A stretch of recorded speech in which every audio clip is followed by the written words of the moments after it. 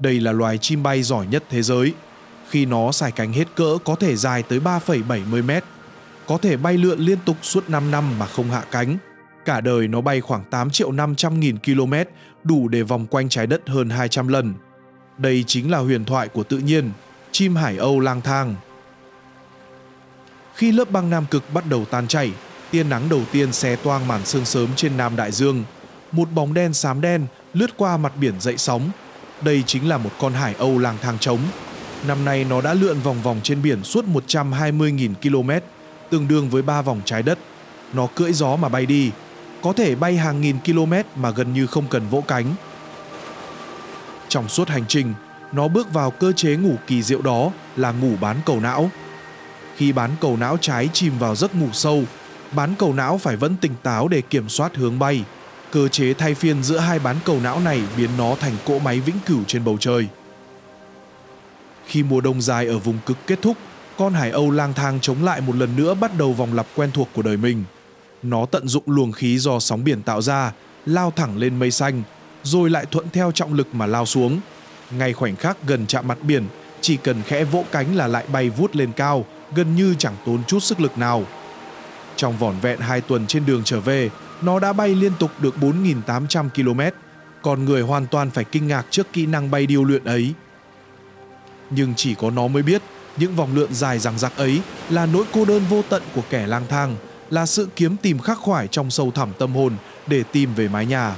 Để được trở về, nó phải tìm ra chính xác tọa độ nhỏ bé là đảo Nam Georgia, trong biển cả mênh mông rộng 21 triệu km vuông ấy.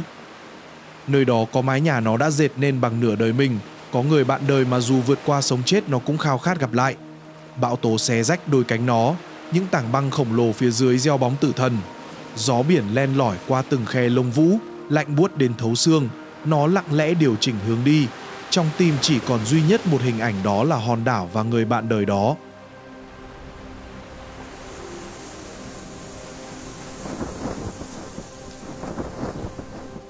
Cuối cùng, nó hạ cánh xuống mỏm đá quen thuộc. Nhưng thứ chờ đợi nó chỉ là một cái tổ trống vắng. Bóng hình khiến nó hằng mong nhớ này đã biến mất rồi.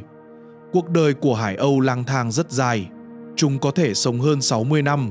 Chúng sống theo chế độ một vợ một chồng, cả đời chỉ yêu duy nhất một người bạn đời. Một khi đã chọn nhau thì đó là sự gắn bó bền bỉ suốt nửa thế kỷ, cho đến khi chết vẫn không thay đổi. Nó đứng bên vách đá nơi từng kề vai bên nhau, nhìn ngắm thủy triều lên xuống, ngày qua tháng lại. Mỗi năm vào thời khắc này, chúng đều hội ngộ nơi đây. Thế nhưng năm nay, trong gió biển chỉ còn lại cái lạnh Nam Cực, không còn chỗ dừng chân của nó. Những hàng xóm lần lượt trở về tổ, từng đôi từng cặp cùng nhau âu yếm, trải chuốt bộ lông cho bạn đời. Còn nó chỉ có thể đơn độc hướng về biển cả, gửi gắm lời cầu nguyện lặng thầm vào trong gió. Ngày nay, đại dương đang trở nên ngày càng nguy hiểm. Việc đánh bắt công nghiệp quá mức khiến Hải Âu thường bị mắc vào lưỡi câu và dây câu mà mất đi sinh mạng. Khu vực biển nơi Hải Âu mái làm tổ nằm gần đất liền hơn, nên xác suất gặp rủi ro cao hơn nhiều so với Hải Âu trống. Gần 2 tuần chờ đợi, từng giây từng phút đều là sự dày vò đối với nó. Trong thế giới của Hải Âu, mất đi bạn đời đồng nghĩa với nỗi cô độc vĩnh hằng. Chúng sẽ không tìm con khác thay thế, mà chỉ có thể bay lẻ loi cho đến khi gặp một cơn bão nào đó, hay một cú lao xuống trong mệt mỏi để thân xác cuối cùng hòa vào biển cả. Ngay lúc tuyệt vọng sắp nuốt chửng nó, thì một chấm đen ở chân trời bỗng nhiên xé toang tầng mây. Khi bóng dáng quen thuộc ấy hiện ra, tim nó đập nhanh như lần đầu tiên gặp lại.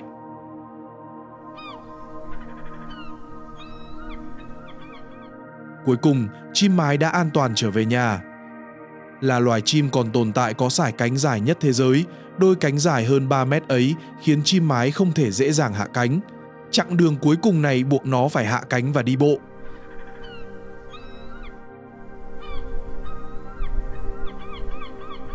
Sau gần 1 năm xa cách, chúng đã được đoàn tụ với nhau. Con trống múa điệu tự nhiên như lần đầu gặp gỡ, một lần nữa khẳng định sợi dây gắn kết vĩnh hằng.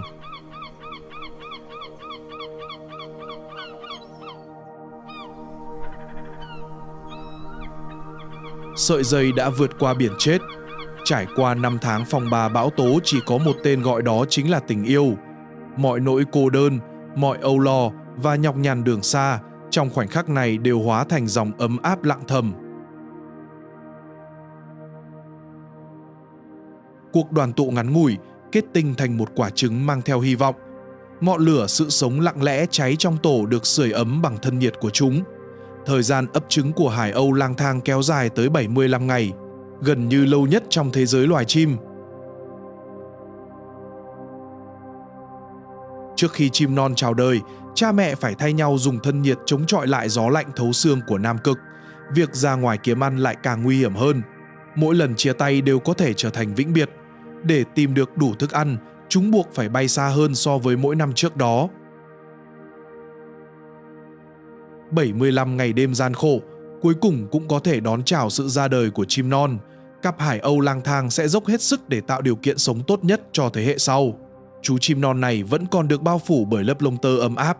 Nó cần cha mẹ thường xuyên nuôi bằng thức ăn ợ ra, nhưng trong đại dương, nguồn thức ăn vô cùng khan hiếm. Dù có tìm kiếm hàng nghìn km biển cả, cũng có khi chỉ mang về được một bữa ăn.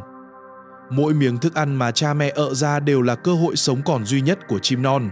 Nuôi dưỡng nó thành một con chim lớn khỏe mạnh là thử thách cuối cùng mà mọi cặp hải âu đều phải đối mặt. Vì thế chúng phải trả giá bằng hơn 100 ngày đêm miệt mài bay đi kiếm ăn. Trong suốt thời gian đó, chúng phải hết sức cẩn trọng, tránh để chim non gặp nguy hiểm. Thế nhưng ô nhiễm rác thải nhựa đại dương đôi khi khiến thức ăn cha mẹ chúng mang về lẫn cả những mảnh rác chết người. Chim non chẳng may nuốt phải rất có thể sẽ chết yểu. Giống như dạ dày của chú chim nhỏ bên cạnh bị nhựa lấp đầy, vô cùng đáng thương. Trong hơn 10 năm qua, số lượng hải âu lang thang không ngừng sụt giảm. Một phần vì ảnh hưởng của ô nhiễm biển, một phần khác do tỷ lệ sinh sản thấp ở vùng cực. Loài chim này thường phải đến 6-7 tuổi mới trưởng thành, cách 2 năm chỉ đẻ một quả trứng và cả cha lẫn mẹ đều phải cùng nhau ấp và nuôi dưỡng. Dưới sự chăm sóc tận tụy của cha mẹ, chim non cuối cùng cũng rụng lớp lông tơ và mọc ra bộ lông mới thích hợp cho việc bay lượn. Giai đoạn nuôi dưỡng dài đằng đẵng đã khép lại. Chú chim non này đã sẵn sàng rời xa cha mẹ. Trong sự kỳ vọng của cha mẹ, nó đón gió biển, chính thức bay vào đại dương mênh mông. Từ khoảnh khắc đó, bầu trời lại có thêm một kẻ lữ hành cô độc. Sau lần đầu rời tổ, nó sẽ bay liên tục 5 năm không hạ cánh. Hoàn tất việc kiếm ăn, ngủ nghỉ và mọi hoạt động sinh tồn đều diễn ra trên biển.